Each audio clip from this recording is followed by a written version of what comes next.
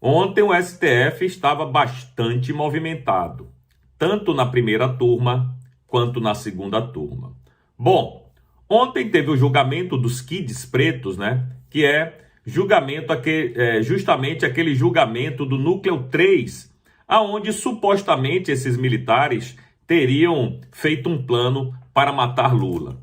Bom, prova concreta que é bom, até o momento a gente não tem.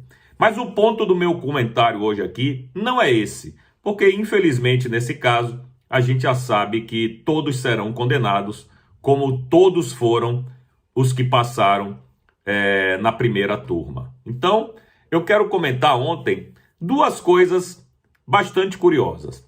A primeira foi a ida do ministro Luiz Fux para a segunda turma, aonde ele fez um discurso dizendo que ali ele se sentia mais acolhido, ali teria um debate de ideias mais proveitoso para ele, que já estava, mas não tão perto de se aposentar, mas também não tão longe assim, que ele fez uma escolha acertada nesse momento da carreira dele.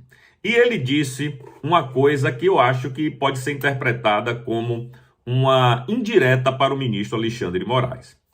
Ele disse que a ida dele para a segunda turma seria bom, porque ali ele poderia ter um pouco mais de segurança jurídica e liberdade de expressão. Ora, meu Deus, eu acho que isso está bastante claro aí, né? Quando o ministro da Suprema Corte não tem a liberdade de se expressar numa turma, é porque tem alguma coisa errada. E a gente sabe que aonde ele estava na primeira turma, quando o ministro Alexandre de Moraes vota, é lei. Todos têm que seguir. Aquele que não segue é visto como um mau colega. E aí foi por isso, eu acredito, que o Luiz Fux pediu para ser retirado da primeira turma e ir para a segunda turma. Outro ponto é quando ele fala de segurança jurídica, que é um dos anseios da nação hoje em dia. E ele tem toda a razão. Agora, quem é o principal nome da insegurança jurídica? Quando você pensa em insegurança jurídica, quem vem à sua cabeça? Pois é, automaticamente o ministro Alexandre de Moraes, que é quem está liderando junto com Gilmar Mendes essa toada da insegurança jurídica. Não que outros não estejam, como o Toffoli, por exemplo, mas o primeiro nome que vem à cabeça é o do ministro Alexandre de Moraes, e parece que o senhor Luiz Fux está muito à vontade na segunda turma, aonde estreou ontem, e ele realmente estava com um semblante bastante feliz de ter se livrado, digamos assim, daquela galera da primeira turma. O outro ponto, e aí tem uma pequena treta, foi entre o Dias Toffoli e o ministro André Mendonça, né?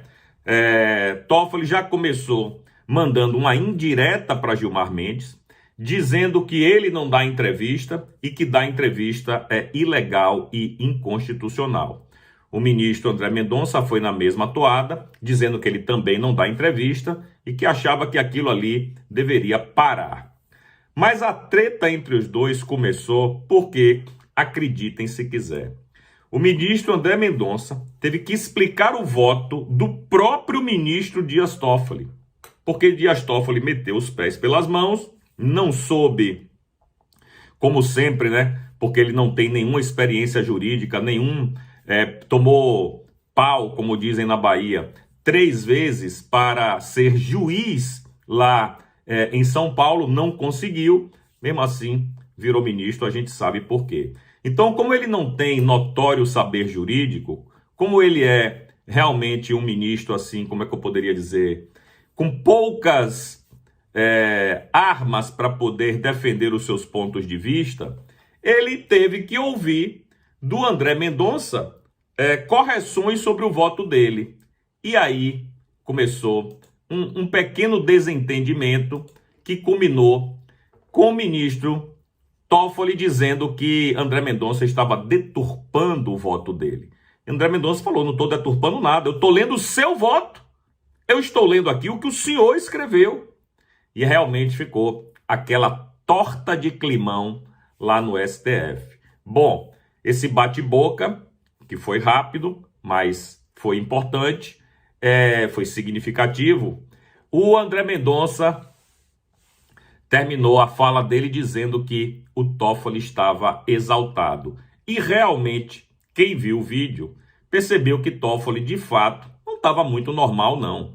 Parece que ele estava ali um tanto quanto nervoso, um tanto quanto exaltado, de ter que escutar um colega que realmente entende do direito, dar uma aula para ele no próprio voto dele, o que é uma vergonha, evidentemente. Mas, enfim, depois o Luiz Fux pediu a palavra, tentou contemporizar, né, para ver se baixava um pouco a temperatura. O André Mendonça encerrou seu voto, pronto, e acabou. Mas que dia na Suprema Corte, né? Dia de indiretas do Fux para o ministro Alexandre de Moraes e dia de treta entre André Mendonça e o Dias Toffoli. A gente espera que esse espetáculo vergonhoso pare, mas é muito difícil com essa atual composição da Suprema Corte, aonde muitos ali acreditam que são a própria Constituição e que também não param de falar, não param de dar entrevistas, o que, como disse o Toffoli e o André Mendonça, é crime. Mas, se são eles que interpretam a Constituição, eles vão dizer que isso aí não é crime. Enfim, realmente foi um espetáculo, um show de horror que a gente viu ontem, e o brasileiro que paga toda esse custo, que não é pouco, da Suprema Corte, não merece isso. O que o brasileiro merecia era ministros técnicos que julgassem apenas causas constitucionais e não que a Suprema Corte ficasse se imiscuindo em assuntos que não lhe diz respeito, fazendo inclusive leis.